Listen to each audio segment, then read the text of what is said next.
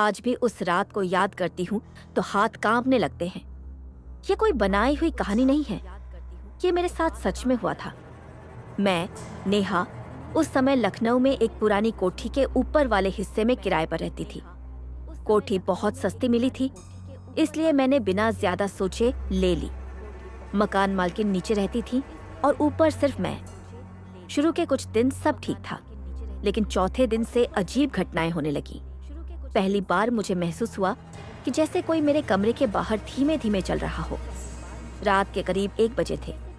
मैंने सोचा शायद बिल्ली होगी, लेकिन कदमों की आवाज साफ थी, ठक ठक ठक, जैसे कोई नंगे पैर फर्श पर चल रहा हो। मैंने हिम्मत करके दरवाजा खोला। बाहर कोई नहीं था, पूरा बरामदा खाली, हवा भी नहीं चल रही थी। उस रात के बाद रोज कुछ न कुछ होने लगा।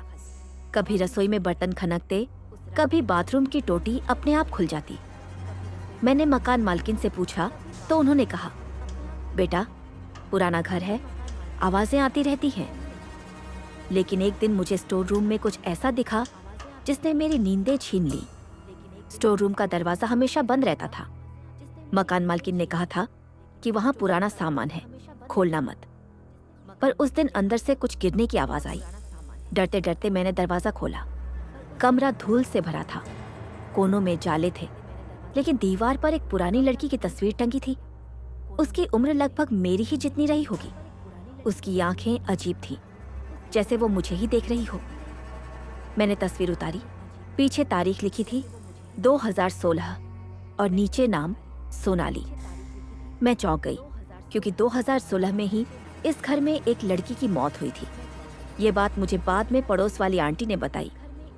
उन्होंने कहा वो लड़की भी ऊपर वाले कमरे में रहती थी। एक रात अचानक उसकी मौत हो गई। लोग कहते हैं उसने खुदकुशी की, पर सच्चाई कोई नहीं जानता। उस दिन के बाद से मेरे साथ जो हुआ, उसे सोचकर आज भी रूह कांप जाती है। उस रात मैं सो रही थी कि अचानक मुझे लगा कोई मेरे बालों को हल्के से सहला रहा है।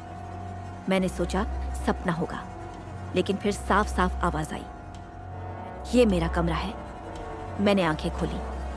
कमरा अंधेरे में डूबा था, लेकिन मुझे महसूस हो रहा था कि कोई मेरे पलंग के पास खड़ा है। मेरी सांसें तेज हो गई, मैं हिल भी नहीं पा रही थी। अचानक अलमारी का दरवाजा जोर से खुला, सारे कपड़े नीचे गिर गए। मैं चीख पड़ी, लाइट जलाई। कमरे में कोई नहीं था। अगले दिन मैंने तय किया कि मैं घर छोड़ दूंगी, लेकिन उस रात आखिरी बार कुछ ऐसा हुआ जिसने मुझे यकीन दिला दिया कि वो सोनाली अभी भी वहीं है। रात ठीक 3 बजे मेरी नींद खुली। कमरे में ठंड बढ़ गई थी, जबकि पंखा बंद था। मेरी नजर सामने दीवार पर गई। वहीं पर वो तस्वीर टंगी थी, जबकि मैंने उसे स्टोर रूम में वापस रख दिया था।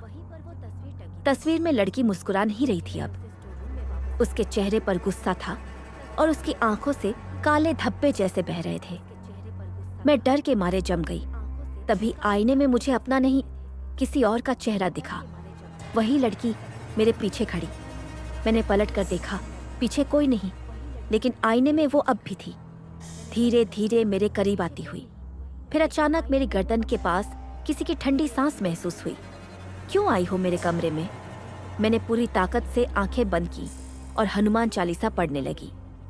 कुछ देर बाद सब शांत हो गया। सुबह होते ही मैंने घर खाली कर दिया। जब मैं सामान लेकर जा रही थी, मकान मालकिन की आंखों में एक अजीब सी मुस्कान थी। उन्होंने कहा, ज्यादा दिन कोई टिक नहीं पाता ऊपर। मैंने पीछे मुड़कर आखिरी बार उस खिड़की की ओर देखा।